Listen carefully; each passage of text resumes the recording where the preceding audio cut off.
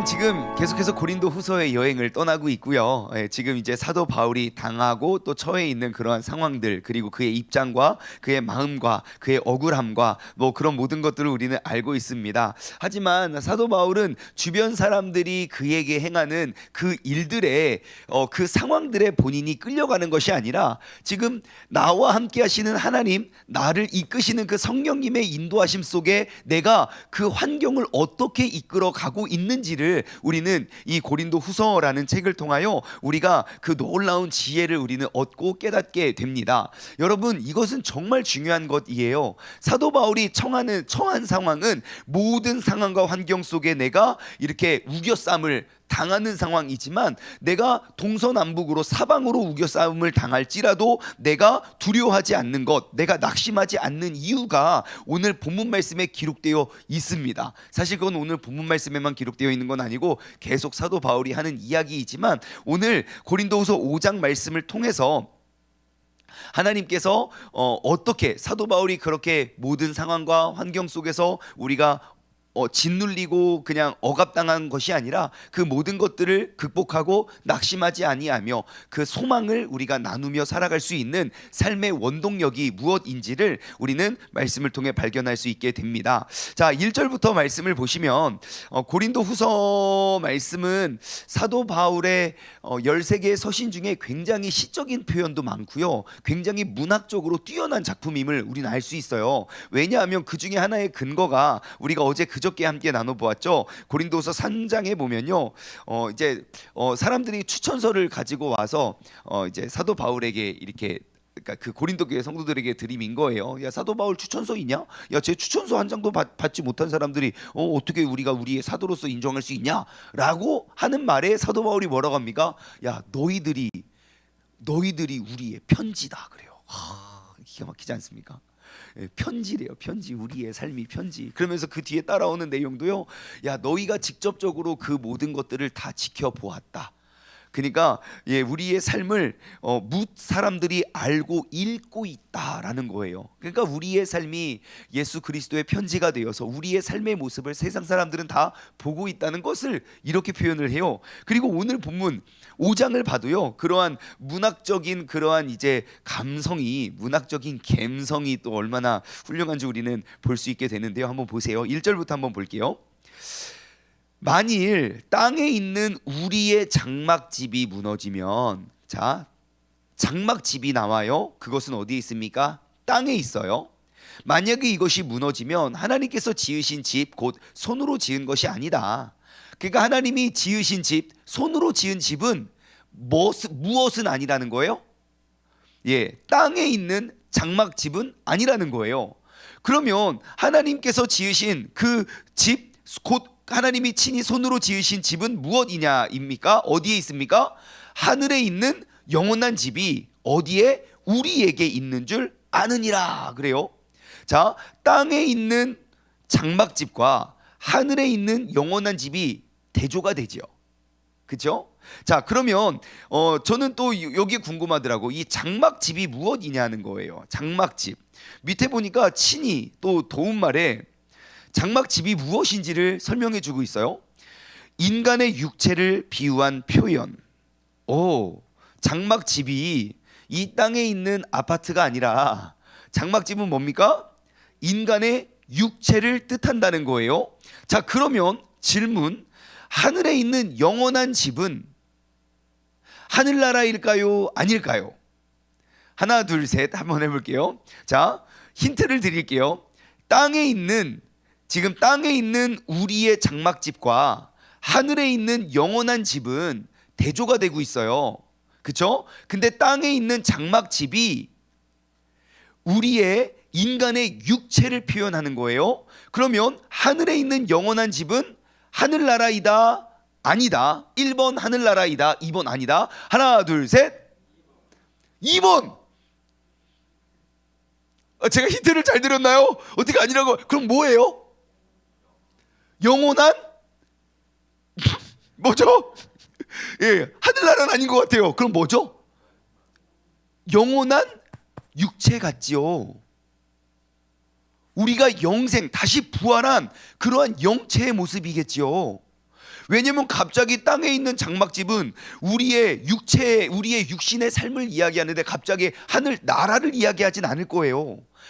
이 땅에 있는 장막집이 우리의 이 생에서의 삶이라면 우리가 하늘에 있는 영원한 집은 영원한 생명이라는 것이겠지요. 그래서 고린도후서 4장 조금만 앞으로 넘기면 우리가 알 수 있는 건 지금 사도 바울이 계속 강조하는 건 무엇입니까? 너희의 짧은 경한 것, 잠시 받는 환난이 경한 것이지만 너희는 지극히 크고 영원한 영광의 중한 것을 위해서 살으라.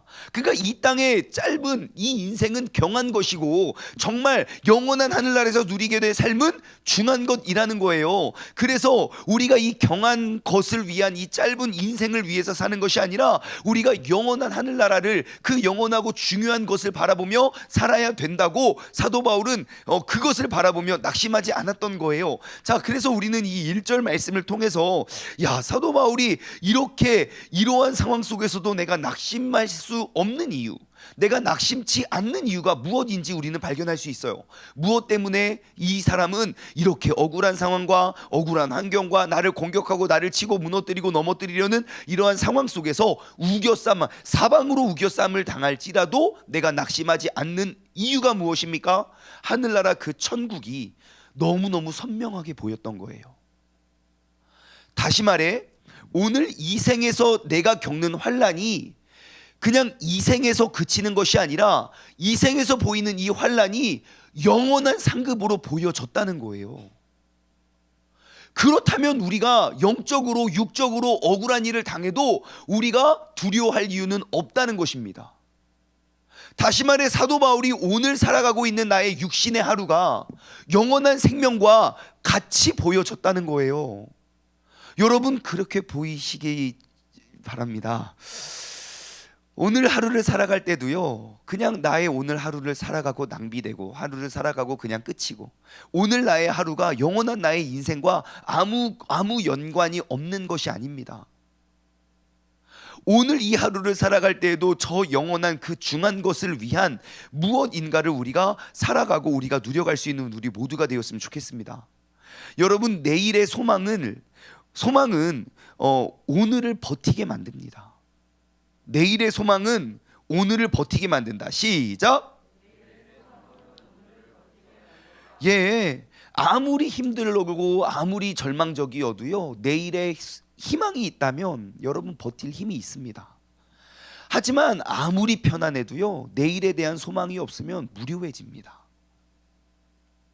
그것이 오늘날 이 시대를 대변하는 말인 것 같아요. 여러분, 옛말에 이런 말이 있어요. 요즘에는 이런 말 들어본 적이 없는데 옛날에 그런 말이 있었어요. 아무리 힘들어도 국방부 시계는 돌아간다, 이런 말이 있어요. 아무리 상황이 힘들고 어렵고 억울하고 분하고 원통이 터져도 국방부 시계는 째깍째깍 돌아간다는 거예요. 그 말은 무슨 말입니까? 저녁의 때가 있다는 거예요. 아무리 상관이 나를 갈구고 아무리 선임들이 나를 후드려 패도 그래도 전역하는 그 저녁의 날은 온다는 것이죠. 그것이 군대에서 생활하는 모든 사람들의 희망이 되는 거예요. 전역하는 날이 지금도 다가오고 있다는 것. 여러분, 이것을 우리의 삶으로 가져온다면요, 오늘의 환난을 넘어서 정말 오늘의 그런 삶을 넘어 있는 그 뒤에 있는 그러한 영원한 상급을 우리가 바라보고 그 천국을 바라보며 오늘 하루도 살아갔으면 좋겠습니다. 자, 1절로 다시 돌아가면요, 그 장막집과 그 영원한 집이 무엇인지를 살펴보았어요. 그래서 이것이 그냥 건물이 아니라는 걸 알았어요. 근데 제가 이것을 영어 성경으로 찾아봤어요. 그러니까 우리의 장막집 그리고 영원한 집 보면 다 하우스일 것 같잖아요. 근데 영어 성경에는 그래도 한국보다 그러니까 이거는 그 집이라고, 집을 의미하기 때문에 집으로 번역을 했지만 좀 더 표현이 직역이 되어 있어요. 그래서 우리의 장막집이라고 되어 있는 그 부분을 뭐라고 번역을 했냐면요, 텐트라고 번역을 했어요. 텐트는 뭐죠? 네, 여러분 집에 텐트 하나씩 있으시죠? 언제 씁니까? 맨날 펴놓고 텐트에서 잡니까? 아니죠. 예, 잠깐 머무는 곳이에요. 내가 우리 집에 집이 있지만 잠깐 어디에 가서 어디서 자지? 잠깐 치고 또 그것을 거두는 것이 텐트예요. 근데 여기서 땅에 있는 우리의 집이 텐트라면 하늘에 있는 영원한 집은요, building from God 그래요. 하나님으로부터 지어진, 하나님으로부터 세워진 빌딩이래요. 그러면 우리는 더 이 의미를 알 수 있을 것 같아요. 지금 사도 바울이 이야기하고 있는 땅에 있는 장막집은 텐트처럼 그냥 잠깐 머물렀다가 그냥 돌아가는 것이지만, 하늘에 있는 영원한 집은 하나님이 직접 하나님으로부터 만들어지고 하나님에 의해서 만들어진 그런 건물이라는 것 알 수 있습니다. 자, 그러면 우리의 인생을 여기다 한번 대입시켜 볼까요? 여러분, 성도의 죽음은 더럽고 유한한 육체를 벗고 거룩하고 영원한 새 육체를 입는 것 되겠지요. 여러분, 지금 이 1절 말씀대로라면 우리가 그냥 그 잠깐 머무는 텐트와 같이 우리의 이 이생에서의 삶은 그냥 잠깐의 것이지만, 우리가 영원히 우리가 바라보고 나아가야 할 그 영원한 집은 하나님께서 직접 세우신 그 영원한 처소에 우리가 들어가는 것이에요. 그렇다면 여러분, 영과 육이 영원히 우리가 영원한 곳에 들어가기 위해서 우리가 잠깐 머무는 것이 이 세상이라는 것이에요. 그러므로 사도 바울이 왜 이렇게 죽도록 힘든 상황 속에 낙심하지 않을 수 있겠습니까? 예, 이 세상은 잠깐 그 텐트의 것이고, 이것을 지나면 그 죽음이라는 것이 이제 나의 텐트에서의 삶이 끝나고 영원한 하나님의 빌딩으로 들어가는 것이기 때문에 죽음이 두렵지 않는 것이에요. 하지만 그 영원한 빌딩을 알지 못하고 이 이생에서의 텐트가 영원한 빌딩이라고 생각하는 사람들은 이 건물을 떠나기를 두려워하겠죠. 내가 집 떠나서 어디를 가냐? 이제 정처 없이 떠도는 그러한 영혼과 같이, 마치 그 환생을 한다든지 우리가 다시 태어나서 세상을 떠도는 귀신이라든지 그러한 일들을 생각한다면 죽음을 두려워할 수밖에 없는 것이에요. 그러므로 여러분, 우리는 이 말씀을 통해서 우리가 이 세상의 것 속에 우리가 매여 있는 것이 아니라 그 영원한 하늘나라, 그 새로운 영체의 몸을 가지고 우리가 새롭게 태어나는 것이 그것이 우리의 인생의 목적지임을 우리가 바라보고 나아갔으면 좋겠습니다. 4절 말씀에도 이렇게 더 설명이 되어 있어요. 참으로 이 장막에 있는 우리가 짐진 것 같이 탄식하는 것은 벗고자 함이 아니요 오히려 덧입고자 합니다. 그러니까 우리가 이 생명을 죽이고자 하는 것이 아니라 오히려 덧입고자 하는 것이래요. 죽을 것이 생명에 삼킨 바 되게 하려 합니다. 죽을 것이 내가 육체는 죽지만 영원한 생명이 삼킨 바가 되게 함이 그것이 죽음이래요. 그리고 이어서 5절로 넘어가 볼까요? 곧 이것을 우리에게 이루게 하시려고 보증으로, 자, 보증서세요. 보증으로 뭘 주십니까? 성령을 우리에게 주신 이는 하나님이시다 그래요. 그러니까 지금 이 죽음과 부활, 그러니까 우리가 이 이생에서의 삶과 그 영원한 하늘나라에서의 삶을 그것을 설명하기 위해서 하나님이 보증서세요. 여러분, 참고로 보증은 조심해야 됩니다. 보증을 잘못 써면 하루아침에 빚쟁이가 될 수 있습니다. 아무튼 보증으로 성령님을 우리에게 주셨다는 거예요. 이러한 약속에는 보증이 필요했던 거예요. 그냥 말뿐인 약속이 아니에요. 야, 너 이생의 삶이 끝나면 영원한 인생이 있다? 야, 그거 진짜 확실해. 그거 어떻게 증명할 거예요? 하나님께서 이렇게 말씀하시는 거예요. 야, 성령님이 너희와 함께하고 있잖아. 성령님의 함께됨이 보증이야. 야, 이렇게 확실한 보증이 어디 있어? 성령님이 언제 오시냐? 어디 계시냐? 어디 멀리 그냥 어딘가에 계시겠지. 막 그냥 그 내가 보증서는 그 문서 반드시 나중에 영원한 생명에 이렇게 될 겁니다 라는 문서를 그냥 집에 놓고 가는 것이 아니라 성령님이 어디 있냐? 항상 우리의 마음 가운데 있고 항상 우리와 함께하고 항상 우리를 이끌어가는 그 성령님이 너희와 함께하고 있잖아 라고 이야기하고 있는 거예요. 여러분, 성령님은, 우리와 함께 하시는 성령님은 영원한 하늘나라의 확실한 보증이 되십니다. 하나님의 약속은 그냥 말뿐인 약속이 아닌 거예요. 내 삶을 언제나 진리 가운데 인도하시는 그 진리의 성령님을 내가 경험한다면 우리는 그 첫 천국을 더욱더 선명하게 볼 수 있는 거예요.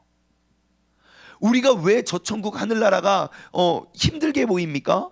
우리가 성령님의 인도하심을 매 순간 경험하지 못하기 때문일 수도 있어요.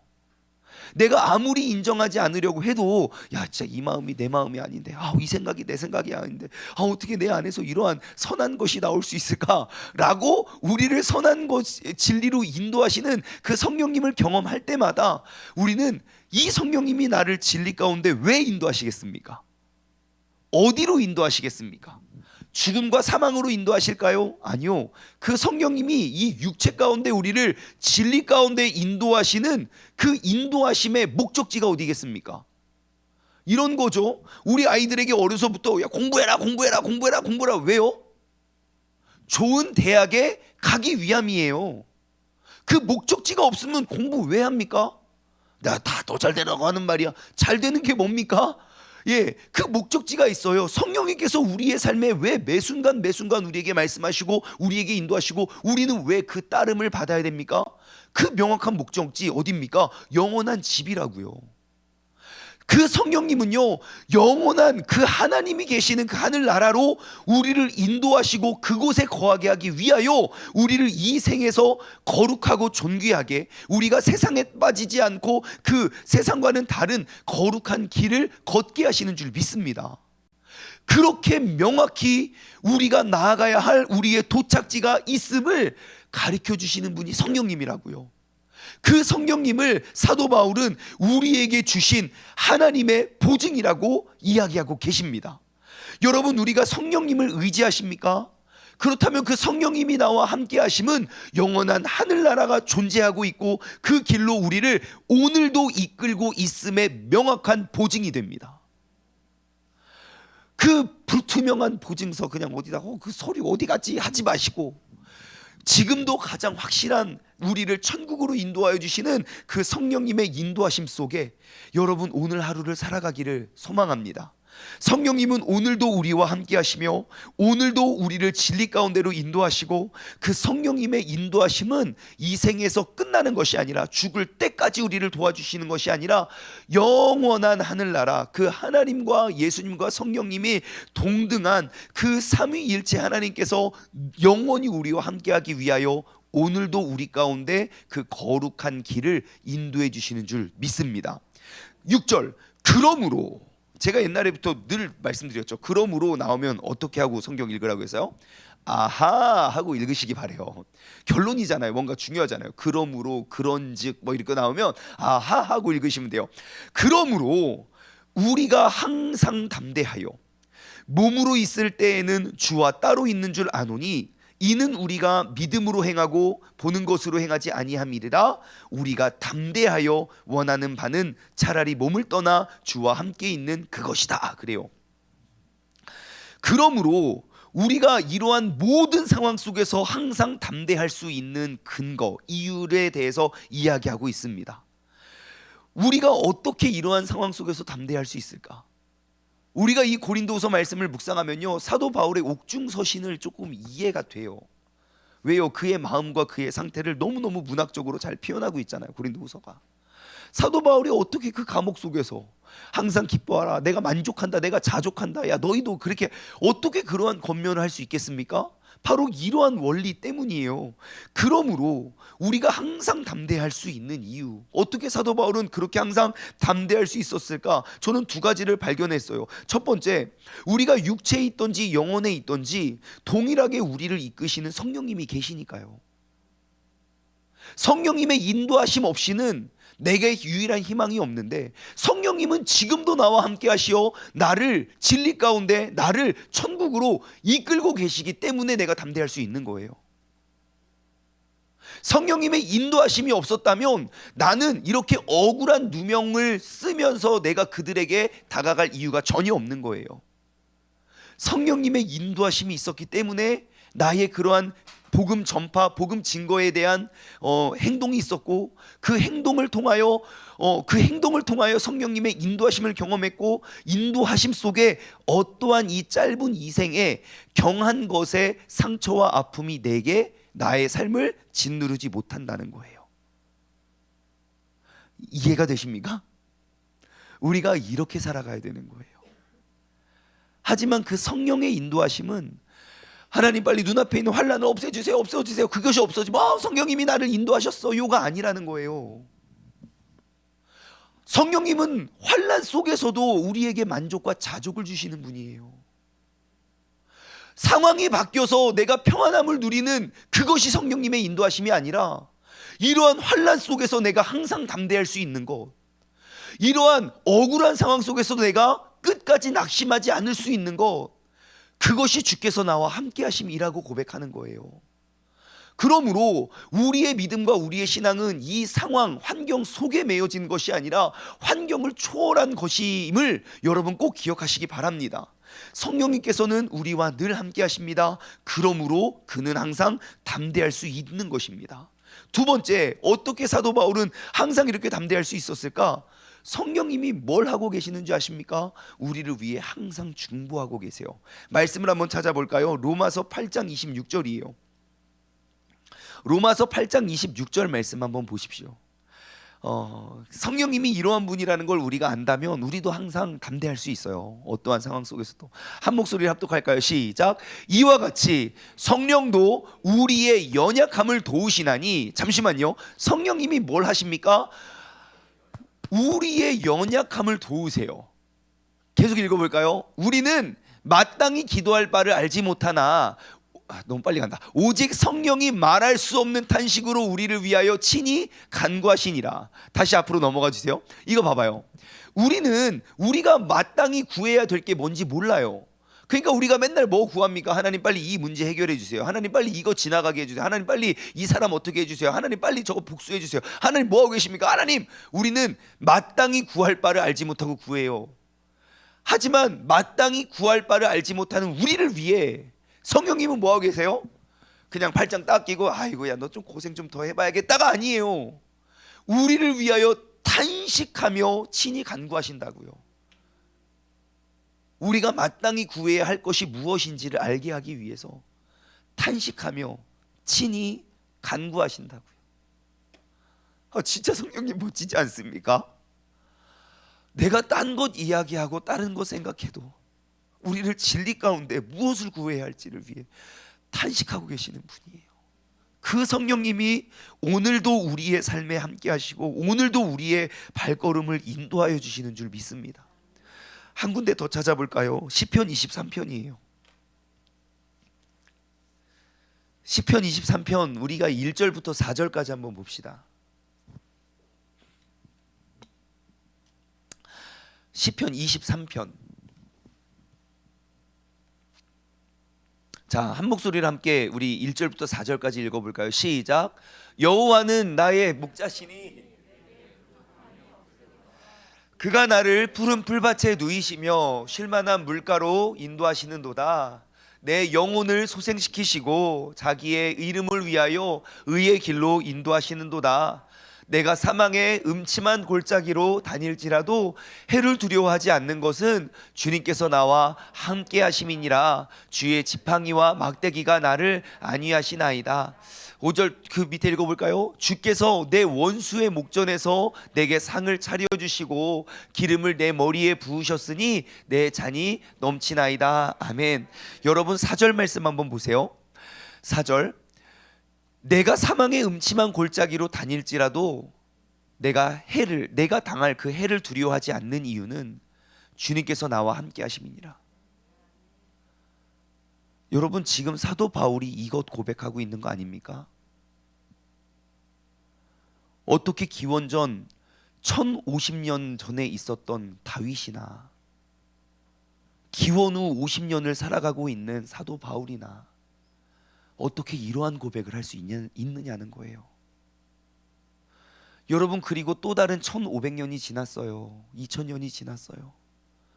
오늘날 우리의 삶에 그리스도인이라는 그 이름표 앞에 누가 이러한 고백할 수 있겠습니까? 누가 이러한 것들을 주님께 기도할 수 있겠습니까? 오늘 우리가 바로 그러한 사람 되었으면 좋겠어요. 환경과 상황에 매여 있는 인생이 아니라 모든 환경과 상황 속에서도 내가 자족하고 내가 항상 담대하며 내가 낙심치 않는 이유는 성령님께서 우리의 보증 되셨고, 그분은 지금도 우리를 위해 중보하시며 우리가 그 천국으로 인도하여 주시는 분이기 때문입니다. 결론 9절과 10절이에요. 그런즉 우리는 몸으로 있든지 떠나 있든지 주님을 기쁘시게 하는 자가 되기를 힘쓴다. 이는 우리가 다 반드시 그리스도의 심판대 앞에 나타나게 되어 각각 선악간에 그 몸으로 행한 것을 따라 받으려 합니다. 아멘. 기도로 예배를 마치겠습니다. 하나님 아버지, 감사합니다. 오늘 이 아침에도 그 성령님의 인도하심 속에 우리가 새벽을 깨우고 우리가 이 자리에서 함께 예배드리게 하여 주심에 감사합니다. 하나님, 세상은 점점점 힘들어지고 세상은 점점점 어려워지고 있는 것 같아요. 하지만 우리가 이 세상 가운데 낙심하지 않는 이유는 우리는 성령님이라는 가장 확실한 우리의 보증 되시는 우리의 보증이 있기 때문입니다. 성령님은 항상 우리의 눈앞에 보이는 모든 문제와 환난을 없애주시는 분이 아니라 그 모든 문제와 환난이 내게 문제되지 않도록 나를 더욱더 진리 가운데 인도하여 주셔서 그 상황 속에서 우리가 더욱더 감사하고 상황 가운데서도 우리가 담대할 수 있도록 우리를 지켜주시는 분이오니, 주님, 나를 오늘 이 자리로부터 우리를 인도하여 영원한 하늘나라까지 거하게 하여 주옵소서. 감사드리며 이 모든 말씀 살아계신 예수 그리스도의 이름으로 기도드리옵나이다. 아멘.